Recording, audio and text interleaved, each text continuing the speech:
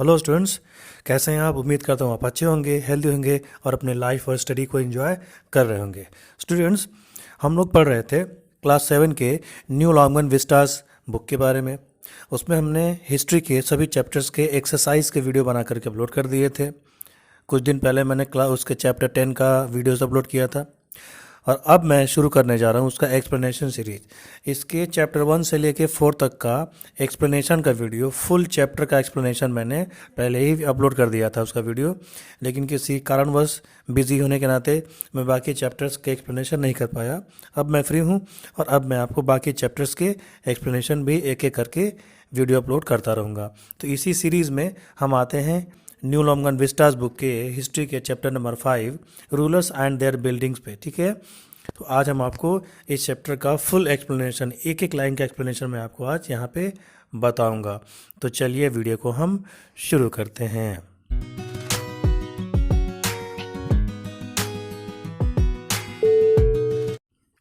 जिन बच्चों ने, जिन स्टूडेंट्स ने चैप्टर हिस्ट्री के चैप्टर नंबर 1 से लेकर के 4 तक के एक्सप्लेनेशन का वीडियो नहीं देखा है, अभी आपके मोबाइल के स्क्रीन पे एक आई बटन का लिंक आ रहा होगा ऊपर राइट कॉर्नर में, उस पर क्लिक करके भी देख सकते हैं।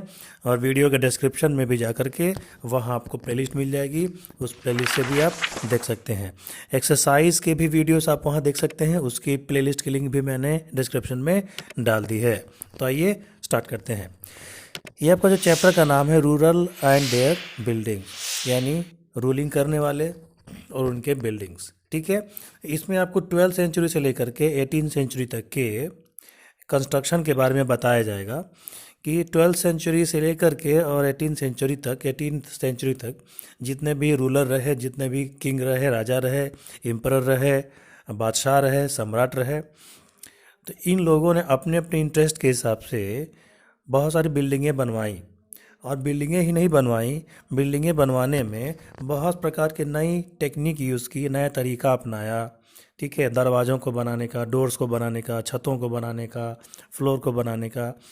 टेम्पल, उस ज़माने में टेम्पल बने, मॉस्क बनी, मस्जिद बनी, वेल बना, कुआं बना, या जो कुछ भी चीज़ें बनी, बिल्डिंगें बनी। ठीक है, तो उसमें कौन कौन से स्टाइल अपनाए गए, कौन कौन से तरीके अपनाए गए, उन्हीं के बारे में यहाँ पे आपको पढ़ने के लिए मिलेगा। ठीक है, तो सबसे पहले इसमें आपको बताया जा रहा है कि 18 से लेके और 12th सेंचुरी के आसपास जो इंडियन आर्किटेक्चर का स्टाइल था, रूफ बनाने का, डोर बनाने का, विंडो बनाने का, उसमें कई सारे चेंजेस हुए, कई सारे बदलाव हुए। तुर्क आए, मुग़ल आए, उन्होंने अपने अपने स्टाइल में चेंजेस किए। तो पहले जो है कि क्या था कि वुडन बीम, लकड़ी का बीम बनाया जाता था दोनों साइड दीवार रोकने के लिए। उसको जो है कि ट्रेबिएट या कॉर्बल्ड स्टाइल कहा जाता था। ये उस समय आम बात थी, कॉमन था, लगभग ये इस्तेमाल होता था बिल्डिंग बनाने में, टेम्पल बनाने में और स्टेप बनाने में, स्टेप वेल्स बनाने में। लेकिन जब तुर्क लोग यहाँ पे आए तो तुर्कों ने, ठीक है, एक आर्क और स्टाइल की व्यवस्था बनाई, आर्क वाली व्यवस्था बनाई। अब आर्क किसे कहते हैं? एक इमेज आ रही होगी आपके मोबाइल की स्क्रीन पे, आप उसको देखिए। इस प्रकार के कंस्ट्रक्शन को आर्क कहते हैं। तो उन्होंने क्या किया कि डोर के ऊपर, दरवाज़ों के ऊपर, खिड़कियों के ऊपर आर्क बनाने की ट्रेडिशन को स्टार्ट किया। उन्होंने आर्क बनाया। उसके बाद से उन्होंने डोम भी बनाना चाहा, गुंबद के आकार का बनाना चाहा। गुंबद किसे कहते हैं? ये भी आपके मोबाइल में इमेज आ रही होगी अभी स्क्रीन पे, उसको देख लीजिए। इसी को डोम कहते हैं, हिंदी में इसे गुंबद कहते हैं। ठीक है, तो गुंबद बनाने के लिए, डोम चैम्बर बनाने के लिए और सिलेंड्रिकल डबल मीनारेट बनाने के लिए, मीनारें। ठीक है, मीनारें बनाने का भी इंट्रोडक्शन इन्होंने किया। तो किस प्रकार की मीनारें? सिलेंड्रिकल डबल, ठीक है, लंबी मीनारें सिलेंडर के आकार की बनाने के लिए इन्होंने प्रयास किया और इंट्रोड्यूस भी किया। ठीक है, और अगर सल्तनत पीरियड की, ठीक है, सल्तनत पीरियड की शुरुआती स्टार्टिंग बिल्डिंग्स की अगर बात करें, जैसे कुव्वतुल इस्लाम मस्जिद हुई, ठीक है, या अढ़ाई दिन का झोपड़ा हुआ अजमेर में, या कुतुब मीनार हुआ आपका दिल्ली का, ठीक है, ये इसी के एग्जाम्पल आपके माने जाते हैं। उसके बाद से जब खिलजियों का शासन आया, खिलजी जब पावर में आए तो उन्होंने ट्रू आर्क और ट्रू डोम का सिस्टम बनाया। और उस टेक्निक पे बनाई गई बिल्डिंग्स में आपका अलाई दरवाज़ा आता है, ठीक है। अलाई दरवाज़ा किसे कहते हैं? कुतुब मीनार का जो एंट्रेंस गेट है, ठीक है, वो आपका आ गया। उसके बाद से जब तुगलक पावर में आए तो तुगलकों ने गियासुद्दीन तुगलक का टॉम बनाया, मकबरा बनाया। मकबरा वो प्लेस होता है जहाँ मुसलमानों को मरने के बाद से दफनाया जाता है। तो कुछ ऑर्डिनरी दफना दिए जाते हैं, कुछ भाई वो किंग थे, सम्राट थे, राजा महाराजा थे, तो उसी के ऊपर वो जो है कि बिल्डिंग बना देते थे शानदार लगने के लिए, ठीक है, उसको टॉम कहा जाता था। तो गियासुद्दीन तुगलक का जो टॉम था इसी स्टाइल में बनाया गया था। उसके बाद से तुगलकाबाद शहर की जो मस्जिदें थीं, जैसे खिड़की मस्जिद या काली मस्जिद, तो उनको भी इसी प्रकार के स्टाइल में बनाया गया था। उसके बाद से जब सैयद पावर में आए, ठीक है, जब सैयद लोग पावर में आए और लोदीज जो है कि पावर में आए, तो उन्होंने बहुत सारी दिल्ली शहर के आसपास बहुत सारी ये टॉम्ब मकबरे उन्होंने बनवाए और लोधी गार्डन बनवाया गया लोधियों के द्वारा। तो वो भी इसी प्रकार के स्टाइल का एक परफेक्ट नमूना है। आप इन बिल्डिंग्स को देखेंगे तो इन बिल्डिंग्स में उसी प्रकार के स्टाइल का यूज़ हुआ है कि उस ज़माने की, उस समय की टेक्नोलॉजी थी और उसी के बेसिस पे इन सारी चीज़ों को बनाया गया था। उम्मीद करता हूँ आपको ये चैप्टर समझ में आ रहा होगा। आइए हम आगे बढ़ते हैं, दूसरी हेडिंग पे चलते हैं जिसका नाम है फॉर्म्स एंड मटेरियल। अब ये कहा जाता है कि भाई आजकल के टाइम में तो बड़ी बड़ी मशीनें हैं, इंजीनियरिंग है, टेक्नोलॉजी है, सॉफ्टवेयर है, कंप्यूटराइज सिस्टम है, तो आसानी से चीज़ें बन जाती हैं। लेकिन उस समय ये सब चीज़ें नहीं थी। तो जब ये सब चीज़ें नहीं थी तो उस समय कौन सी टेक्निक थी या उस समय कैसी व्यवस्था थी कि इतनी शानदार शानदार बिल्डिंगें उस ज़माने में भी बन गई। तो इसी के बारे में हम इस जो है कि हेडिंग में पढ़ेंगे। तो इसमें बताया जा रहा है कि जो तुर्किश रूलर थे, जो तुर्क रूलर थे, ठीक है, उन्होंने बिल्डिंगों को आर्क के माध्यम से बनाना स्टार्ट किया, ठीक है। तो उसके बाद से उन्होंने जो आपके मटेरियल यूज़ किए बनाने में, वो सीमेंटिंग एजेंट यूज़ किया, एजेंट के रूप में मोर्टार, ठीक है, कंस्ट्रक्शन के लिए यूज़ किया। उसके बाद से सल्तनत पीरियड के जो दो अच्छी बिल्डिंगों के नाम अगर हम जाने तो उसमें जो आर्क और डम का यूज हुआ है, ठीक है, तो उसमें इसी प्रकार के मटेरियल्स का प्रयोग जो है कि किया गया है। और सल्तनत पीरियड जब तक रहा तब तक इस प्रकार के मटेरियल्स का यूज वहाँ पे किया जाता रहा। अच्छा, प्लास्टर करने के लिए जो आपका जिप्सम यूज़ किया जाता था और लाइम पेस्ट, ठीक है, लाइम पेस्ट जो आपका होता है वो भी जो है कि इन मकानों को बनाने में यूज़ किया जाता था। तो लाइम पेस्ट किस लिए यूज़ किया जाता था? ताकि वाटर का लीकेज ना होने पाए। जैसे रूफ्स हो गए, ठीक है, इंडिगो वाट्स हो गए, कैनाल्स हो गए, ड्रेन्स हो गए, कैनाल्स में, ड्रेन्स में, ठीक है, रूफ्स में, ठीक है, तो ये लीकेज ना होने पाए इसके लिए इस लाइम पेस्ट का यूज़ भी उस समय ज़माने में किया जाता था। आगे बुक में पे कह रहा है कि कैलीग्राफी और ज्योमेट्री के डिज़ाइन भी वहाँ पे बिल्डिंगों में बनाए जाते थे उनको डेकोरेट करने के लिए। अब कैलीग्राफी क्या होती है? तो सुंदर हैंड राइटिंग लिखने का जो तरीका होता है, जो ट्रेनिंग दी जाती है, उसको कैलीग्राफी कहते हैं। अगर आपने कैलीग्राफी सीख ली तो आप सुंदर से सुंदर ब्यूटीफुल हैंड राइटिंग में आप लिख सकते हैं। तो कैलीग्राफी और ज्योमेट्री के डिज़ाइन के अलावा जो कुरान के वर्स थे, यानी कुरान की जो आयतें थीं, वो भी जो है कि उस पर इंस्क्राइब की गई, उन पे खोद खोद के वहाँ पे लिखी गई, ठीक है। और एंगुलर स्क्रिप्ट लिखी गई जिसको कूफी के नाम से भी जाना जाता है। जो ज्योमेट्रिकल शेप्स थे वो अच्छे थे और उनसे बिल्डिंग बहुत ही खूबसूरत लगा करती थी। अब अगली हेडिंग आपकी है मुग़ल आर्किटेक्चर अर्ली पीरियड। इस हेडिंग में अर्ली पीरियड में आपको बताया जा रहा है कि मुग़ल एम्पायर का जो फाउंडर था बाबर, ठीक है, उसको बड़ी बड़ी बिल्डिंगें बनाने में इंटरेस्ट नहीं था या वो उस तरफ डिवोट नहीं कर पाया, ध्यान नहीं दे पाया। उसने हाँ कुछ खूबसूरत गार्डन ज़रूर बनवाए लेकिन बड़ी बड़ी बिल्डिंगें वो नहीं बनवा पाया, ठीक है। उसके बाद से बात आती है Humayun long contact with Persian culture में। तो हुमायूं का जो कांटेक्ट था पर्शियन कल्चर से ज़्यादा था। पर्शिया वही है जो आज का ईरान है, जो आज का आपका ईरान है कंट्री, तो किसी ज़माने में उसे पर्शिया कहा जाता था। वहाँ पारसी कल्चर के लोग रहा करते थे। तो ठीक है, हमीदा बानू बेगम, ये जो इनकी हुमायूं की वाइफ थी, इन्होंने हुमायूं के मरने के बाद हुमायूं का मकबरा हुमायूं टूम बनवाया था। तो जब हुमायूं टूम इन्होंने बनवाया तो उसमें पर्शियन कल्चर का पर्शियन टेक्निक का यूज़ किया गया और डबल डम यानी डबल गुंबद का मकबरा बनने वाला ये इंडिया में, ठीक है, अपने तरीके का पहला ये जो है कि आपका टॉम था, ठीक है। फिर उसके बाद से शेरशाह का समय आया तो शेरशाह ने भी बहुत सारी खूबसूरत बिल्डिंगें बनवाई, एक म्यूज़ियम भी बनवाया, ठीक है, सासाराम में, सासाराम जो आजकल बिहार में है, ठीक है। और वो जो मॉन्यूमेंट था, वो जो बिल्डिंग उन्होंने बनवाई, ठीक है, तो उसके चारों तरफ पानी था, ठीक है, ह्यूज वाटर टैंक था, उससे वो सराउंडेड था। फिर आपका अगला हेडिंग है अकबर पीरियड। जब अकबर का समय आया, जब अकबर किंग बना, जो वो गद्दी पर बैठा, तो उसके समय बहुत सारे बिल्डिंग्स के कंस्ट्रक्शन के काम हुए। तो इंडो और इस्लामिक दोनों जो टेक्निक थी या जो उस समय की इंजीनियरिंग थी, उसको मिक्स करके अकबर ने बहुत सारी इंडिजीनियस टेक्निक से बहुत सारी बिल्डिंगें उस ज़माने की बनी। तो अकबर के समय में जो लाल पत्थर होते थे, रेड सैंडस्टोन होते थे, उसको जो है कि ज़्यादा यूज़ किया गया बिल्डिंगों को बनाने के लिए। उससे पहले रेड सैंडस्टोन जो थे, जो लाल रंग के पत्थर होते थे, वो कम इस्तेमाल होते थे, लेकिन सबसे ज़्यादा उनका इस्तेमाल अकबर के समय से ही बिल्डिंगों को बनाने में किया गया। कह रहे हैं कि अकबर के शुरुआती बिल्डिंग्स जो उन्होंने बनवाई थी, उसमें आगरा का किला आता है, आगरा फोर्ट आता है। उसके बाद से फिर अकबर ने बंगाल और गुजरात के स्टाइल में भी बहुत सारी बिल्डिंगें बनवाई, जैसे कि जहांगीरी महल, ठीक है, जिसको शाहजहां ने गिरवा दिया था। फिर उसके बाद से Delhi gate of the fort, ठीक है, जो दिल्ली का गेट है जो किले के सामने वाला, जहांगीरी महल। अब बाकी और भी बहुत सारी एग्जांपल्स आपको मिल जाएंगे जो कि अकबर ने बनवाया था।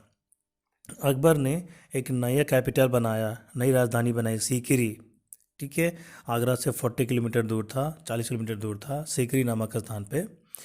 तो वहाँ जब उन्होंने बनाया तो उसका नाम फतेहपुर सीकरी रखा, ठीक है। और फतेहपुर सीकरी में उन्होंने सलीम चिश्ती की टूम बनवाई, जामी मस्जिद बनवाई, जोधा बाई पैलेस बनवाया, पंचमहल बनवाया, दीवाने आम बनवाया, ठीक है। ये सब बिल्डिंगें उन्होंने उस जगह से जो है कि बनवाई, तो जिसमें रेड सैंडस्टोन का प्रयोग आपका ज़्यादा था। पिलर उसमें थे, लिनेट्स थे, ब्रैकेट्स थे, टाइल थी, पोस्ट थे, ठीक है। ये सभी चीज़ें वहाँ पे यूज हुई थी। 1956 में अकबर ने एक बुलंद दरवाज़ा बनवाया था, 1596 में, हाँ, 1596 में अकबर ने एक विक्ट्री गेट बनवाया था, जिसको बुलंद दरवाज़ा कहते हैं। गुजरात जब उसने जीता था तो उसके उपलक्ष्य में उसने बनवाया था।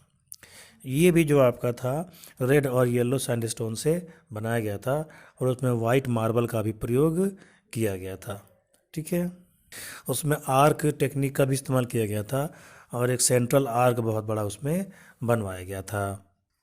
अगली आपकी छोटी सी हेडिंग है जहांगीर पीरियड, ठीक है।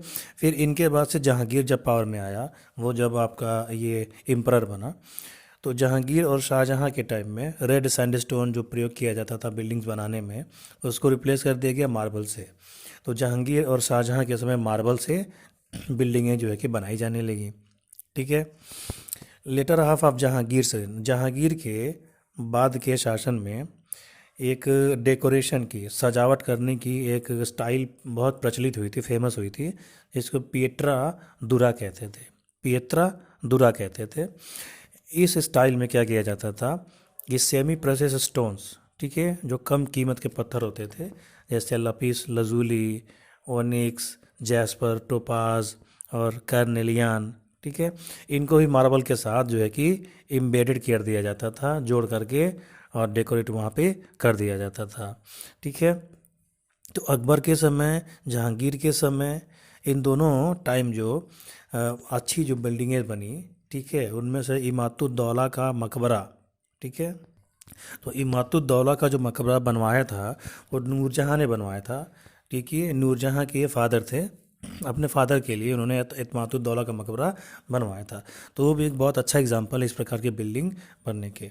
उसके बाद इस पेज पे जो फिगर देख रहे हैं बिल्डिंग की, उसको बुलंद दरवाज़ा कहते हैं, और फतेहपुर सीकरी आगरा में ये बिल्डिंग्स आज भी है, ठीक है, आप जा कर के वहाँ देख सकते हैं, या नहीं तो फिगर में भी आपको चीज़ दिखाई दे रही हैं। ठीक है, उसके बाद से तो इमादुद्दौला का जो मकबरा बनवाया गया था उसमें 4 मीनारें थीं। ठीक है, 4 ऑक्टागोनल मीनारेट्स थी, 4 ऑक्टागोनल थी, हर कॉर्नर पे थी। और उसका जो रूफ था उस पे गुंबद था, गुंबदाकार छत थी उसकी। और जो मेन उसकी जो टूम थी वो वाइट मार्बल से बनवाई गई थी, और भी बाकी कीमती पत्थरों का उसमें यूज़ जो है कि किया गया था।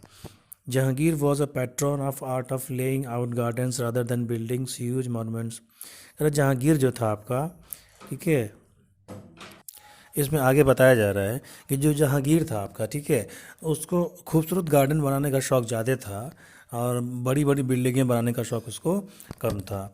तो जो कश्मीर का मुग़ल गार्डन है, शालीमार बाग है, निशात बाग है, ठीक है, वो सभी के सभी जहांगीर ने ही बनवाए थे। जहांगीर को गार्डन बनाना, बागीचे बनाना बहुत अच्छा लगता था, उसका वो प्रेमी आदमी था, बहुत उसका वो शौकीन था।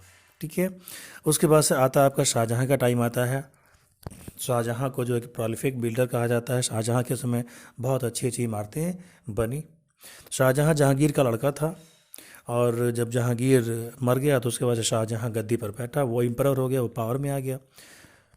अगर आपको ये चीज़ें समझ में आ रही हों, आपको अच्छा लग रहा हो, तो वीडियो को लाइक कर दीजिए, मेरे चैनल को सब्सक्राइब कर दीजिए, और अपने दोस्तों के बीच, स्टूडेंट्स के बीच इस वीडियो को शेयर करिए, ताकि वो बच्चे भी इसका फ़ायदा उठा पाएँ, उनको इसका एडवांटेज या लाभ उनको मिल पाए। ठीक है, तो उनका लड़का था, लेकिन उसके जो मिजाज थे, उसका जो इंटरेस्ट था उससे अलग था। जहाँ जहांगीर गार्डन बनाने का शौकीन था, तो शाहजहाँ बड़ी बड़ी बिल्डिंगें बनाने के लिए जाना जाता था। जो लाल किला था आपका, रेड फोर्ट जिसे कहा जाता है, हिंदी में लाल किला, उर्दू में लाल किला, और इंग्लिश में रेड फोर्ट। तो जो लाल किला था, ऐसा कहा जाता है दिल्ली में कि उसने जो है कि इसको बनवाया था। ठीक है, दिल्ली और लाहौर का जो गेट था वो भी उसने बनवाया। उसके बाद से और भी बहुत सारी बिल्डिंगें हैं जो उसने बनवाई, जैसे दीवान आम, दीवान खास, रंग महल। ठीक है, दीवान आम और जो रंग महल जो बनवाए गए थे, वो आर्केडेड पेवेलियन विथ सैंडस्टोन कॉलम। तो सैंडस्टोन मतलब चूना पत्थर होता है, उससे ये कॉलम के रूप में बनवाए गए थे, और पेयर में वो कॉलम थे। उनको प्लास्टर भी किया गया था पाउडर्ड मार्बल से। पाउडर यानी पाउडर के रूप में मार्बल का प्रयोग करके उसे जो है कि बनाया गया था। थ्रोन प्लेटफॉर्म भी बनाया गया था एम्परर के लिए उसमें, और अच्छे डिज़ाइन में बनवाया गया था। ठीक है, रंगमहल, रंगमहल में खुला हुआ एक कोर्टयार्ड बनाया गया था, आंगन टाइप का बनाया गया था, बहुत बड़ा था वो। उसके बाद से अगर और आप आगे बढ़ें तो जो दीवाने खास है, ठीक है, वही बहुत अच्छे तरीके से बनाया गया था। और इतना ही नहीं, और भी बहुत सारी बिल्डिंगें हैं जो उसने बनवाई।